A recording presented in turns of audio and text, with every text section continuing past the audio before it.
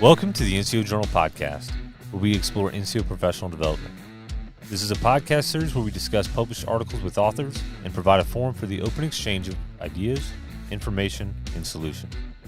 I'm your host, Staff Sergeant Brandon Cox, Senior Editor of the NCO Journal. With us is the Managing Editor of the NCO Journal, Chago Zapata.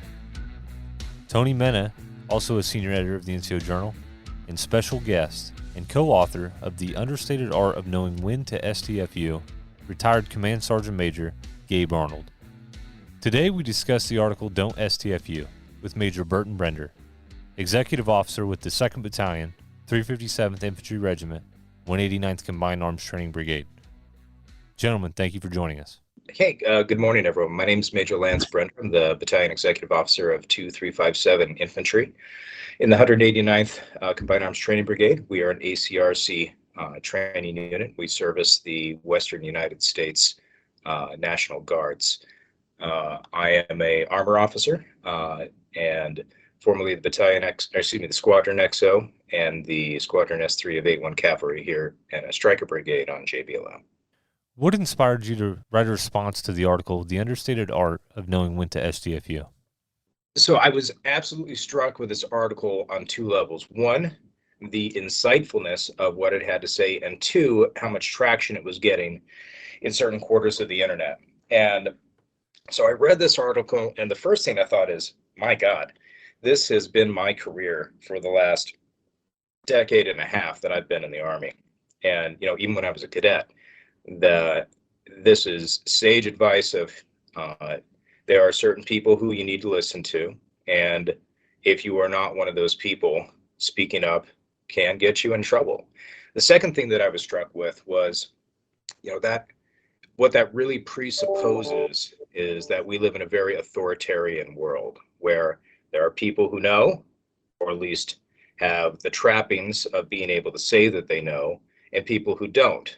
And one of the things that I have learned over my career is the guy with the rank, or the guy with the time, or the guy with just the charisma to act like he knows what he's talking about, doesn't always know what he's talking about. And it's the leader's responsibility, it's an individual responsibility to be humble enough intellectually and personally to hear what everybody else is saying, take that into account, and to make a good decision. Why do you think that the authoritarian leadership style is predominant in the United States Army?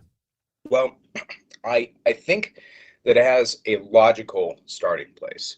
And thousands of years ago, in different cultures, warfare was between particularly adept individuals. If you look back at Japanese warfare throughout their feudal period, individual warriors were very hard to produce. And those warriors became individually very strong, very capable, and that was predominant until the Western way of war came in and was introduced. Now, the Western way of war, what we have learned through Greek times, Roman times, and everything up until the modern era, is that even a group of fairly inferior soldiers working in concert, well-led, doing the same thing together, well-trained and drilled, those can best a personally powerful warrior, or even a small group of people. So logically, obedience on the battlefield became much more important than anything else. And it became our watchwords like discipline. Discipline is the soul of an army. And all of these things that brought us victory and safety on the battlefield became attuned to acting together in concert and doing what the guy in charge says. And so that natural way of winning a war filtered out into everything else, and it fed into our natural human predilections. It is natural for humans to be me over you. Once we have power, it's very difficult for people to give it up. And once we have authority, that's a difficult thing for people to say, I will lay that aside for somebody else. And so authoritarianism found a home in the military because, one, there is a logical argument for it on the battlefield, and two, it fed into people that the military attracts. The military attracts people who want to do very well, who want to make a mark on the world, who want to prove themselves on an objective playing field for real stakes. And I think it was a logical thing to come out of our working environment. Sir, in the article you wrote that Nelson and Arnold's article presupposes an Army environment that is authoritarian. You argue that leaders should not allow one to exist. Can you explain this idea and how you came to it? Absolutely. So I believe that we do live in a pretty authoritarian organizational structure. Now, many of us aspire not to be. We have things like the philosophy of mission command, which we teach in our staff colleges and our sergeant major academies and all of our professional military schools. But in day-to-day activity, we often find a lot of reasons for that to not be the answer that we use on a practical basis. There's a lot of risk in the philosophy of mission command. You're risking your reputation on your underlings and whether they can do well or not. They could make a mistake. It could be your fault, or at the very least, you could take the blame for it. There's a lot of reasons to be really scared of that. There's a lot of reasons to embrace it. I would argue a lot more reasons to embrace it. And that really gets, I think, to what you're asking. Why shouldn't we have an authoritarian structure? Really because none of us, no matter the rank that we have, or the position we have, or even the years that we've been in, is infallible. If a running joke that, the guy in charge, has forgotten what it's like, or, the sir over there doesn't know as much as I do. And in some cases, in a lot of cases, that's true. I remember when I was a chief of staff at 8-1 Cavalry. And one of the first things I said when we got to our preparatory session for the National Training Center was, who's the most junior guy here? And the specialist raises his hand. So the specialist over here knows something that none of the rest of us do, and we need to know. We need to listen to what he says when the time is right, weigh his words, and at some critical point in this battle, it's going to make the difference. And the same goes on for all the rest of you. We make a lot of critical decisions based on things other than the value of the idea. Sometimes it's, hey, is the guy fit? Does the guy speak with a lot of charisma and confidence? Can he, put others in their place in social situations? Does he have the rank? Does he have the experience? Does he know a guy? All of those things are ways that we can express power, but they don't mean that your idea is good. Your idea might be good, but it's got to prove it out in the facts. It's got to be there in the objectivity. Do you honestly do better? Do you win on the battlefield? Do your programs yield better results? Is your honor and character strong, even when you're not winning and when it might cost you? Those things are suppressed in an authoritarian environment because an authoritarian environment is about reinforcing who holds power at the moment, even if that person is wrong. And the only way to get around it is for that leader to be even more strong than authoritarianism and be able to listen to everyone, know a good idea, even if it's not his, and put it into place. It doesn't mean he's not the leader, doesn't mean he's not in charge, doesn't mean he's not responsible, but it does mean that he has the humility to listen to everyone around him and to make an informed decision. All of us have been a part of a unit at one point or another. And you don't necessarily have the option of choosing, the kind of style, the leadership style that your commander or people in positions of leadership practice.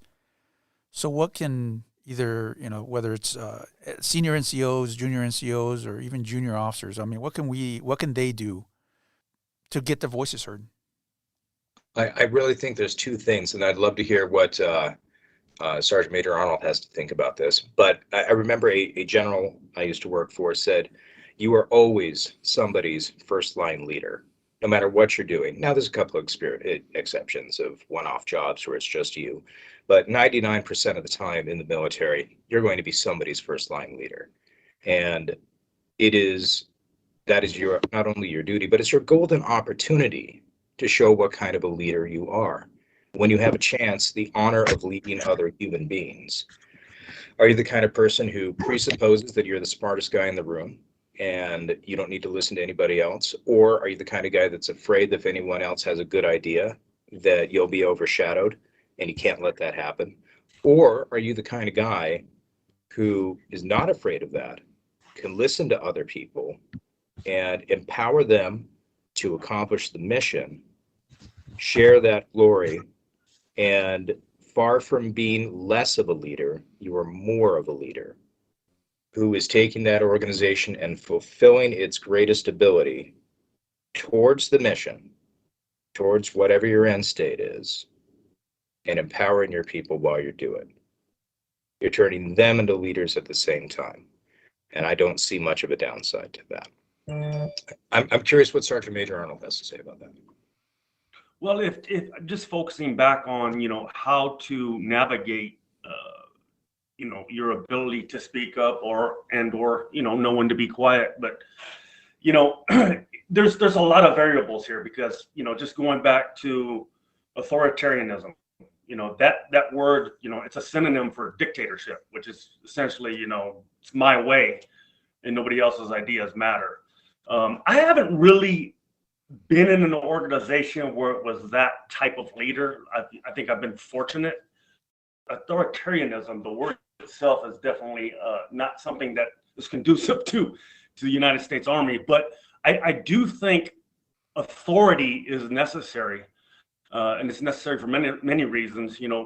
Non-commissioned officers typically they have general military authority, but commanding officers have the authority that by the Uniform Code of Military Justice, they can punish you, they can reward you. But I think that those levels of authority are necessary for structure and to lead, large organizations with a lot of people. So if I use a typical scenario like a brand new sergeant or a staff sergeant coming into an organization, what we're trying to do in our article, is just give some tips on how you can build your competence in an organization. And one of them is to, again, understand your operational environment.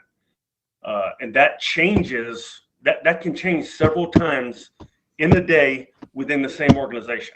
Essentially, if I start talking about time in the organization, that's really how you build your competence for a young NCO, by performing. The reality is, in an organization, I like to say any organization, it's not like the internet. So you're not going to be bestowed as somebody that's competent. You're not going to be respected. You might get treated with dignity and respect, but you're going to have to earn that respect over time. That's typically how it happens. And as you earn that respect, that increases your competence and your ability to speak up or know when to speak up. And again, know when to be quiet. I hope some of that made sense. I'd like to argue that point too. I've been in many positions, and I think all of us are in positions all the time where comparatively we are under someone else's authority. And I think one of the points that you make really well in your article is having that critical thought towards yourself and having that sense of humility towards yourself. And I think you said it a little bit earlier, is, do I have something worthwhile to say? Am I just talking to hear myself talk? Am I feeding my ego by making this statement? And if it's not, if it's not working towards the mission, if it's not helping someone else, and if it's not your best and studied opinion, or at least your best attempt at a studied opinion, then yeah, you probably should be quiet. And I think that for each of us as individuals is such a critical thing that you pointed out. It's really a form of humility. It's a personal humility of, I know that I am not the most important thing in this conversation right now. Maybe everybody else is the most important thing. And I need to reserve my words for when it's really going to help versus just make me look smart. Yeah, I totally agree. And we talk about it briefly in our article when we say commanders are busy people, so get to the point. Do you have a point? Do you have something relevant to share, something that's going to help? And from my experience, many times folks don't have that type of value in what they're saying. So again, Major Brender talked about discipline as the soul of an army, and that I want to say George Washington said that because when I was at Fort Knox, they had that saying on one of the theaters. And so I think you need to be disciplined in knowing when it's your time to speak or speaking up when it's important, and knowing when to kind of stay quiet because maybe you don't have any value to add to the conversation you're taking part of or the conversation you're witnessing. Another portion of it, I know, because sometimes what you don't say in an article can be just as controversial. We never address the illegal, immoral, or unethical aspect of speaking up. And so, you could take that and assume that, oh, well, they didn't address this part, so you should speak up. That wasn't the intent. It was just. Nor did I ever think it was. Yeah. No, and by that same token, a great counterpoint to what I wrote is, what about, mob mentality and, a whole bunch of people with really self-centered or stupid ideas that never abrogates the leader's responsibility to say, okay, I hear you, but we're not doing that. That's where our senior NCOs and officers and warrant officers come in, and they apply that that experience that we're banking on so much. Right. And 99 times out of 100, it works out. I mean, you probably should listen to what the sergeant major has to say. We were doing PT with my sergeant major this morning. I was like, yeah, I'd be a pretty foolish guy to not listen to him. Yeah. Part of it too is like, here's what I've saw throughout my career is folks speaking just to speak. It seems like just to hear themselves talk, or maybe they don't understand completely and they're quick to give their opinion, or another case is, restating what somebody has already said within that same meeting or briefing. So it's just like, wow, I think you're absolutely right. And that humility and critical thinking goes both ways.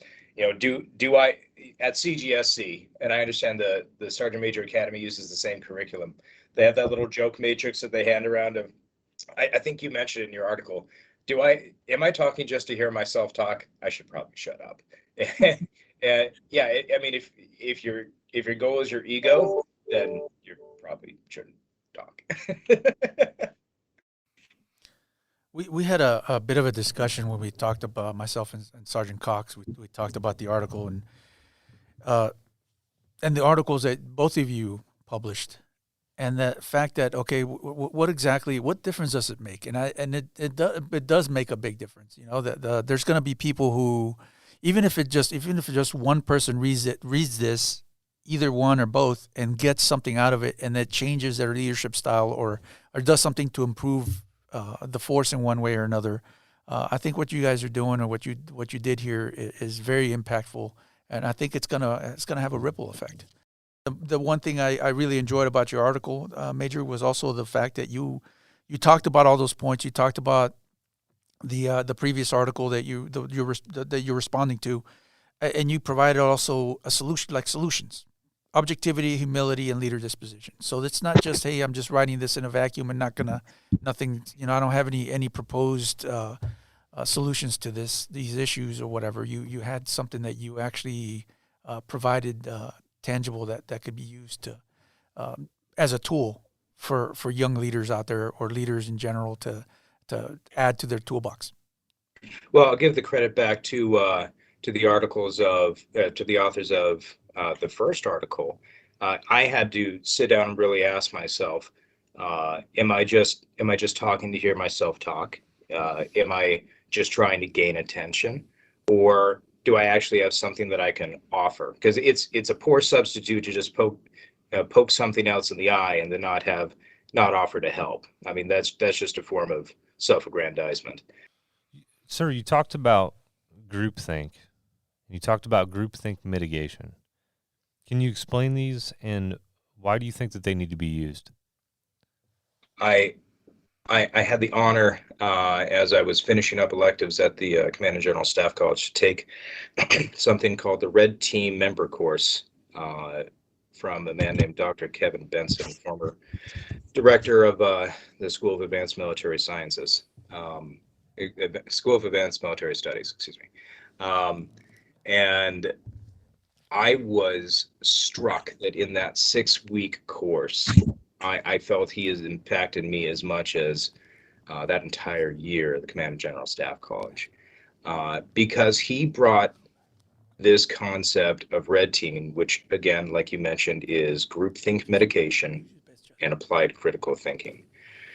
So groupthink is a group of human beings together will often change its opinions to fit whatever is the going thing of the moment, whatever the guy in charge says, or whatever he or she thinks might work out for them in the end, regardless of what they actually believe or what they actually think. And that's dangerous. I remember when I was in business school, we looked at that with the Challenger disaster and how many people knew there was a problem, but through a lack of evidence and a lack of willingness to stand up and say no, allowed that spacecraft to be destroyed. And that it's just a very, very dangerous social phenomenon that we need to be on the lookout for. And it's not the same thing as promoting anarchy or dissolving leadership. It's listening to all of the evidence and applying critical thought. And critical thought is the removal of subjectivity from your thinking processes. Looking at what you know, acknowledging what you may think or don't know, and making your best attempt in a rational decision as best as you can with the tools that you have at the time. I'm curious again, Sergeant Major Arnold, your experiences with this phenomenon and what you've seen in your career. Yeah, I think that's what our article I think is missing. For one, we don't address the illegal, immoral, or unethical, because under those conditions, the expectation is that we want folks to speak up. And you gave an example in your article about the officer. I don't know how to pronounce his name exactly. Is it Chauvin, the one that put his knee Chauvin. on the neck of George Floyd? Officer Chauvin. Yeah, Chauvin. Is that how you say it? I believe so, yes. Okay. So yeah, I mean, under that situation, when you look at the video, you see the 3 junior officers that essentially could have stepped in and done something, because it was, George Floyd was cuffed. It was totally unnecessary it was clearly unnecessary to have your knee on the man's neck. And so that is one of the dangers if I'm in the ballpark. I mean, talking about groupthink, but we're also talking about when to be quiet and when to speak up. And, under that particular example that you provided, obviously we want folks to do the right thing. We want folks to step in there. But under an authoritarian type of environment, when you're operating in that environment, you do have folks, that may lack moral courage or are too afraid to speak up or step in when necessary. And that's unfortunate. That's something we have to keep fighting, this idea of moral courage. I mean, there's not enough of it. But you bring up a great point. It's a tough spot to be in, particularly in the military. Coming down from our national command authorities, we don't always get the time or have the information to be able to really analyze. We just have to trust. And 99% of the time, our leaders at every level, political, commissioned, warrant, non-commissioned, are doing the right thing, and they're leading with honor and integrity. And when you have a lack of time and lack of information and perhaps a lack of experience, 99% of the time, trusting your leader is the right idea. That guy or gal is doing the right thing to the best of his or her ability. And it's a difficult tightrope walk to really weigh these decisions and try to take your own, concerns over your comfort, safety, or your desire to be heard out of it, and really look, okay, do I have any reason to not trust my leader right now? No? Okay, I should probably do what he says.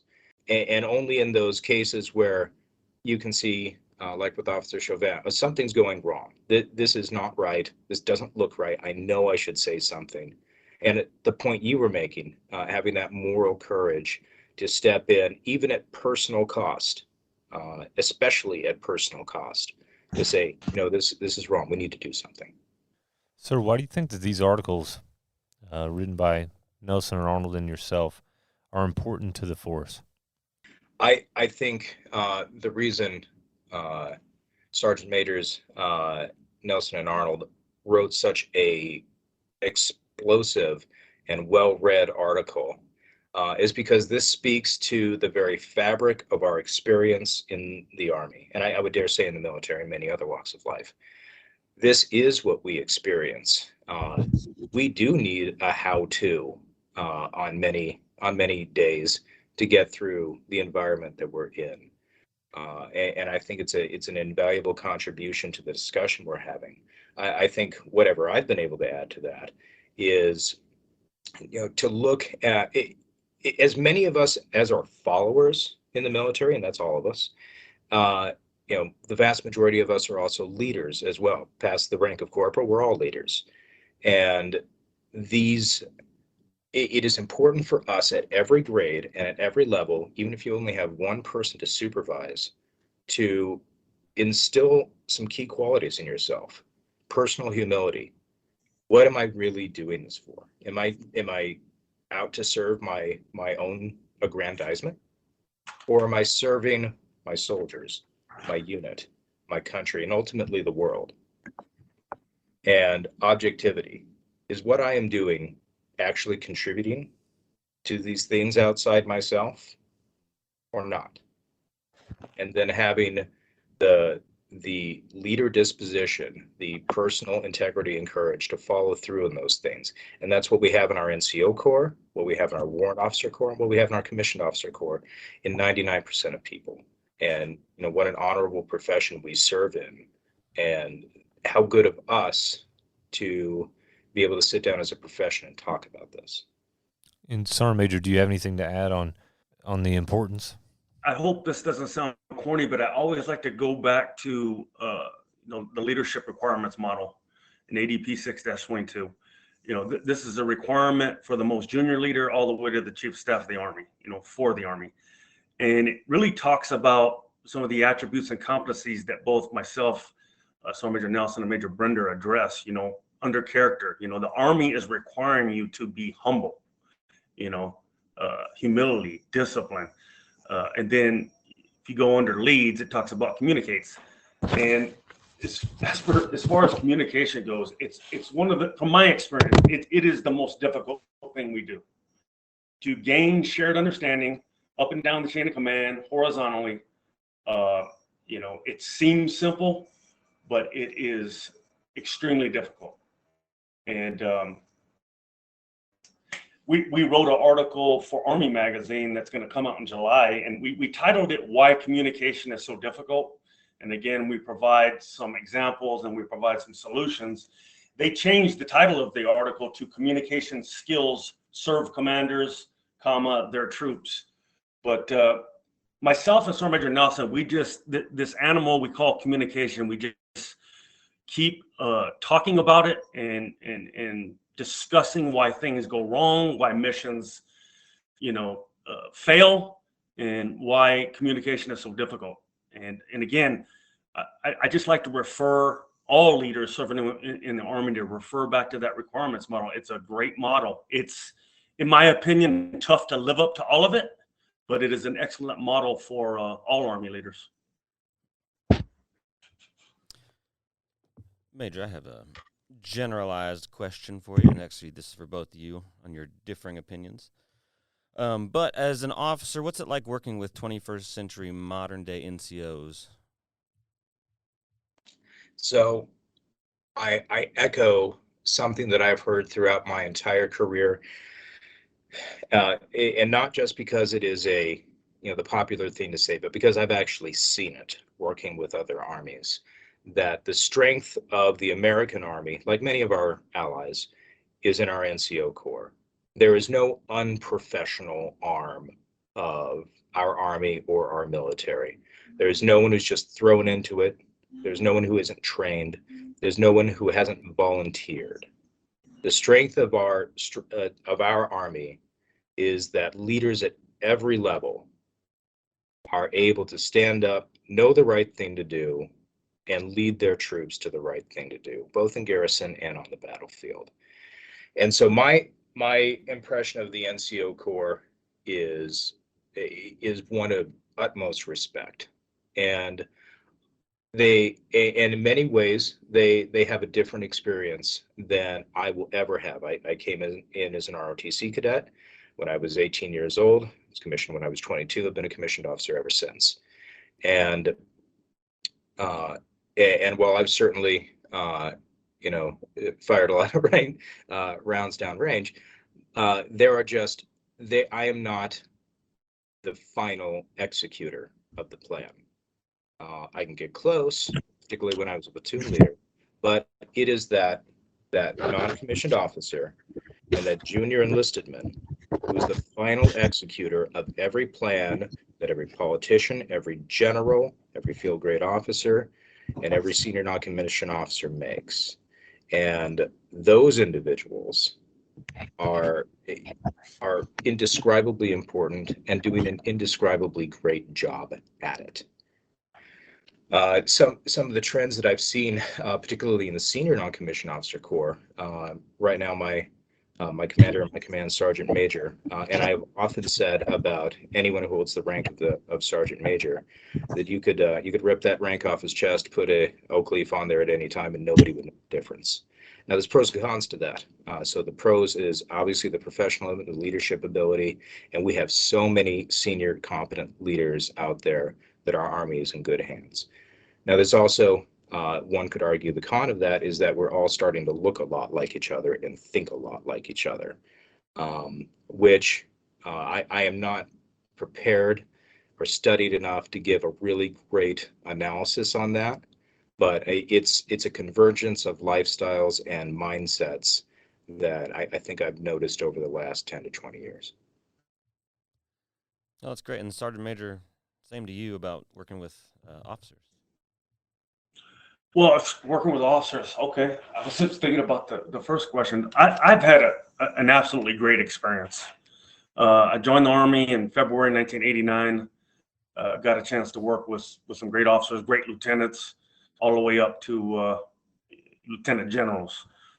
And so I can't say enough positive things about our officer corps. I think it's like anything else in every cohort, whether it's non-commissioned officer, warrant, or commissioned officer, some are better than others. I'd like to say the individuals that are typically better are the ones that are superior communicators, since that's the topic of what we're talking about. But I see nothing but improvement over time. That's been my experience, and maybe it's just I've been fortunate. But again, I've learned more from some of the senior officers I worked with than I ever learned, growing up from, the other components of the Army. So I really have nothing negative to say. And by the time folks, become battalion commanders, I mean, the way the Army grooms and develops commissioned officers, I really think they got it right. And now I think I don't know how long they've been doing the assessment program. I'm not sure what they're calling it. Sir, do you know what that's called? Battalion Commander Assessment Program, where I think we're in our 4th or 5th year now, I believe. Yeah. So what that program is doing is amazing too, because that's differentiating from somebody that looks really good on paper to administering assessments to these officers and identifying who really is the best for the job, not just on paper. And so the Army's serious about selecting, the best qualified folks to lead these formations. And I can't say enough positive things about the officer corps. I think it's fantastic. Yeah, I love both those answers. And I love this article because I think it works, Sergeant Major, with your article. I mean, they're almost like together, like a package deal. And then it represents so much more than just the words. Like it's a, senior NCO and an officer having a discussion. So it transcends just NCOs. Like it's Army-wide. So it's such a big moment for the NCO Journal, I think, and really is our goal of Army-wide discussions. So thanks to both of you for incredible articles. Very well done. Appreciate it, guys, and I appreciate the opportunity. And sir, thanks for the great article, and I enjoyed reading it, and look forward to what we might be able to produce in the future. Thank you for kicking off a great discussion, and one we absolutely needed to have in our force. Thank you, sir, for joining us. And a thank you to our audience. Remember to put your knowledge to the page, submit articles, and get published with the NCO Journal. Don't forget to check out our webpage and follow us on social media. We'll catch you next time on the NCO Journal Podcast.